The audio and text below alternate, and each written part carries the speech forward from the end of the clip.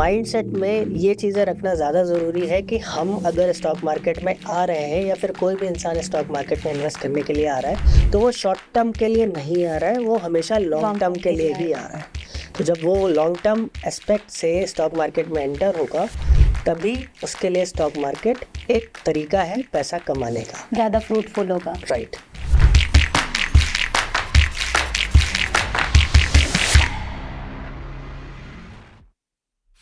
Hello everyone, I am Shruti Srivastav with my co-host Shruti Tiwari and we are PGDM students. So in our last video, we discussed about basics of stock markets. Today we will discuss how stock market works and how one can invest in the stock market. What are the risks and opportunities into the stock market? And our guest is Mr. Shival Rastogi, founder of Bandhu for You with 23 years of experience. So let's begin. So here are some basic questions related to stock market which our investor or beginners always wanted to know. As we already discussed in our last video, which was very informative to our peers. Now we really wanted to know about the stock market, like how it really works.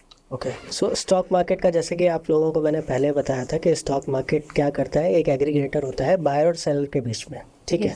तो यहाँ पे सबसे important factor होता है stock market में उसको run करने के लिए डिमांड एंड सप्लाई।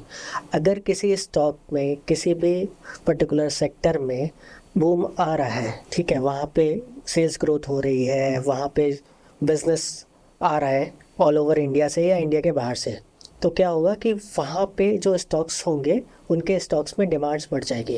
डिमांड बढ़ने से क्या होगा कि उसके स्टॉक प्राइसेस इंक्रीज होंगे। बिकॉज अगर कोई स्टॉक 100 रुपये का चल रहा है और बराबर डिमांड आती रहती है तो क्या होगा कि वो 100 से 101 होगा, 102 होगा, 105 होगा, 110 होगा। तो उस केस में क्या है कि बायर जो है वो ज़्यादा एग्रेसिव हो जाएंगे और वो किसी भाव पे भी बाय करने के लिए रेडी होंगे, और जहाँ पे भी उन्हें सेलर दिखाई पड़ेगा वहाँ पे वो सेलर से माल खरीद लेंगे अपना, ठीक है।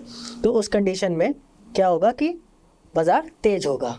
जैसे जैसे डिमांड आएगी वैसे वैसे बाज़ार तेज़ होगा। तो जैसे जैसे बाज़ार में तेज़ी आएगी इसका मतलब क्या है कि बायर्स आर मोर एग्रेसिव और वो एग्रेसिवली बाइंग कर रहे हैं, हर भाव पे सेलर्स का माल उठा रहे हैं वो। इसी तरीके से जब मंदी आती है, कोई बैड न्यूज़ आती है किसी भी सेक्टर के लिए या किसी भी स्टॉक के लिए, तो वहाँ पे सेलर्स हावी हो जाते हैं, और सेलर्स जब हावी होते हैं तो वो किसी भी भाव पे बेचना चाहते हैं। अच्छा, बेचना, ठीक है। तो बायर किसी भी भाव पे लगा होगा तो उस भाव पे वो खरीद लेंगे, ठीक है, क्लियर। यस। बायर और सेलर को मिलाने का काम स्टॉक मार्केट करती है। बेसिकली एक चीज़ और यहाँ पे जाननी ज़रूरी है कि ये स्टॉक मार्केट जो है, जो इन्वेस्टमेंट है, ये किस में आता है? ये एसेट क्लास कैटेगरी में आता है। जैसे कि प्रॉपर्टीज़ आती हैं एसेट क्लास कैटेगरी में और गोल्ड आता है एसेट क्लास कैटेगरी में, इसी तरीके से स्टॉक मार्केट भी एसेट क्लास कैटेगरी में आता है। जो इन्वेस्टर होता है वो एसेट क्लास में जब वो इन्वेस्ट करता है तो वो लॉन्गर पीरियड ऑफ टर्म के लिए करता है। तो माइंडसेट में ये चीज़ें रखना ज़्यादा ज़रूरी है कि हम अगर स्टॉक मार्केट में आ रहे हैं या फिर कोई भी इंसान स्टॉक मार्केट में इन्वेस्ट करने के लिए आ रहा है तो वो शॉर्ट टर्म के लिए नहीं आ रहा है, वो हमेशा लॉन्ग टर्म के लिए ही आ रहा है। तो जब वो लॉन्ग टर्म एस्पेक्ट से स्टॉक मार्केट में एंटर होगा तभी उसके लिए स्टॉक मार्केट एक तरीका है पैसा कमाने का, ज़्यादा फ्रूटफुल होगा, राइट। Okay sir. सर जैसा कि अभी आपने माइंडसेट की बात की, तो मतलब मैं पूछना चाहती थी कि what kind of mindset one should have while investing in trading. Okay, सबसे पहले हम इन्वेस्टिंग की बात करेंगे क्योंकि investing is a first phase of trading. ऐसा मेरा मानना है कि अगर किसी को इन्वेस्टिंग आती है then only he can do trading, लेकिन अगर किसी को सीधे ट्रेडिंग सीखना है तो वो it is quite difficult thing. तो इन्वेस्टिंग के लिए जैसा अभी मैंने बताया कि एसेट क्लास है, एसेट क्लास में आप देखोगे कि जितना लंबे समय तक आप कोई चीज़ होल्ड करके रखते हो उतना ही वो बड़ा बेनिफिट देती है। जैसे कि प्रॉपर्टी की अगर मैं बात करूं तो आज से 2 साल पहले अगर किसी ने प्रॉपर्टी ख़रीदी होगी तो उसमें उसको कुछ ही अप्रिसिएशन मिल रहा होगा, मे बी 10-12%, 15%, 20% का अप्रिसिएशन मिल रहा होगा। लेकिन अगर 10 साल पहले किसी ने प्रॉपर्टी ख़रीदी होगी तो उसमें 50, 60, 70, 80% का अप्रिसिएशन मिल रहा होगा। लेकिन अगर 20 साल पहले की हम बात करें तो 20 साल पहले अगर किसी ने प्रॉपर्टी खरीदी होगी तो उसका जो रिटर्न होगा वो लगभग 500 से 1000 गुना होगा, है ना। तो जितना लंबे समय तक हम प्रॉपर्टी को होल्ड करते हैं या स्टॉक्स को होल्ड करते हैं उतना ही हमें अच्छा रिटर्न मिलता है। अब यहाँ पे देखने वाली बात यह है कि एक लॉन्गर टर्म जो इसमें सब लोग कहते हैं कि कंपाउंडिंग ग्रोथ होती है, कंपाउंडिंग ग्रोथ होती है एसेट क्लास में, है ना। तो कंपाउंडिंग का फॉर्मूला क्या होता है?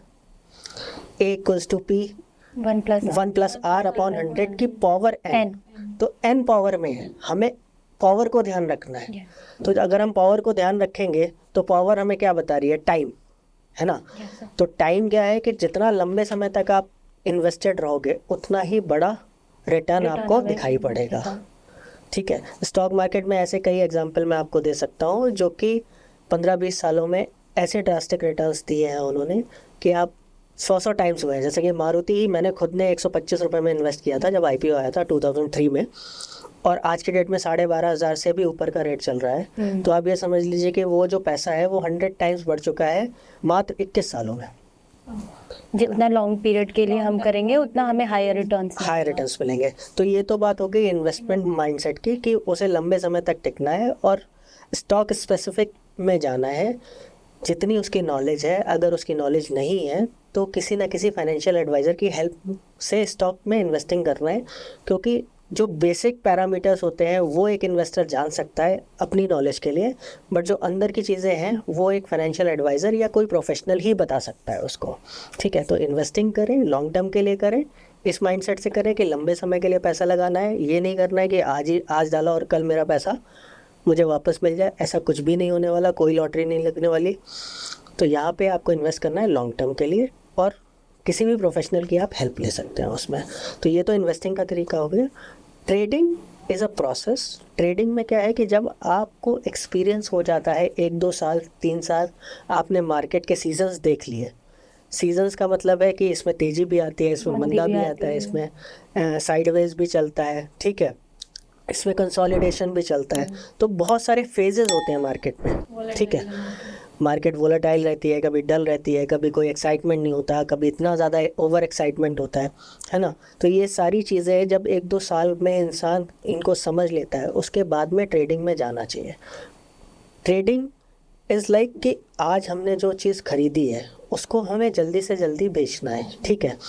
मतलब हमें हमेशा ध्यान रखना है ट्रेडिंग में कि हमें फैशनेबल थिंग्स को पिक करना है। जिस चीज़ की मार्केट पे डिमांड है वो चीज़ हमें ट्रेडिंग में खरीदनी है, ठीक है। जिस चीज़ की मार्केट में डिमांड नहीं है उन चीज़ों को हम सेल कर सकते हैं, आई मीन टू से कर सकते हैं। ऐसा ज़रूरी नहीं है कि आप करो, लेकिन कर सकते हैं कुछ पैरामीटर्स और ध्यान में रखते हुए। तो ट्रेडिंग में क्या है कि अगर मान लीजिए कि कोई भी एक पर्टिकुलर स्टॉक या कोई भी एक पर्टिकुलर चीज़ अगर फैशन में है और हमें लगता है कि हमें सस्ते भाव पे मिल रही है, 100 रुपये में मिल रही है, और हम इजीली मार्केट में उसे 102, 103, 105 में बेच सकते हैं with in 2 hours, 3 hours, 5 hours या फिर 2-3 दिन के अंदर, तो हम उसको खरीदते हैं और उसको बेच देते हैं। इसके साथ में ट्रेडिंग में एक स्टॉप लॉस लेना बहुत ज़रूरी होता है। स्टॉप लॉस क्या होता है कि अगर मान लीजिए कि वो हमारे टारगेट पे जो भी हमने अप्रोच रखी है उसे ख़रीदने के पीछे वो सक्सेसफुल नहीं होती है, तो हमारे पास में प्लान बी है एग्ज़िट करने का, ठीक है। तो जैसे कि 100 रुपये में मैंने बताया, 100 रुपये में आप कोई चीज़ ट्रेडिंग में ख़रीदते हो और वो 110 रुपये हो जाती है, उसके लिए हम खरीद रहे हैं, तो कम से कम 95 रुपये का स्टॉप लॉस भी रखना है। अभी हमें ये नहीं पता है कि 95 पहले आएगा या 110 पहले आएगा, लेकिन हमारे पास में plan A and plan B दोनों प्लान्स हैं हमें एग्ज़िट करने के लिए। जो भी पहले एग्जीक्यूट होगा हम उस पर अपनी पोजीशन को एग्ज़िट कर लेंगे। और ट्रेडिंग भी होती शॉर्ट टर्म के लिए है, लेकिन वो भी हमें लॉन्ग टर्म अप्रोच के साथ में ही करनी चाहिए। हमें एक ट्रेड का एनालिसिस नहीं करना चाहिए, 10 ट्रेड का एनालिसिस नहीं करना चाहिए, हमें ओवरऑल 100, 200, 500, 1000 ट्रेड्स का एनालिसिस करना चाहिए।